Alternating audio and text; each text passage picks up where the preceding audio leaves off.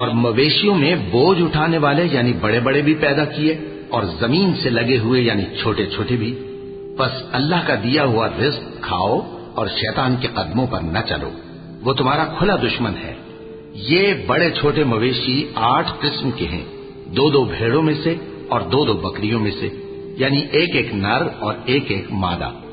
اے پیغمبر ان سے پوچھو کہ اللہ نے دونوں کے نروں کو حرام کیا ہے یا دونوں کی ماداؤں کو، یا جو بچہ ماداؤں کے پیٹ میں ہے اسے؟ اگر سچے ہو تو مجھے سند سے بتاؤ. اور 2 اونٹوں میں سے اور 2 گایوں میں سے. ان کے بارے میں بھی ان سے پوچھو کہ اللہ نے دونوں کے نروں کو حرام کیا ہے یا دونوں کی ماداؤں کو، یا جو بچہ ماداؤں کے پیٹ میں ہے اس کو.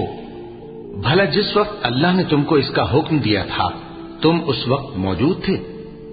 اب اس شخص سے زیادہ کون ظالم ہے جو اللہ پر جھوٹ باندھے تاکہ بے جانے بوجھے لوگوں کو گمراہ کرے.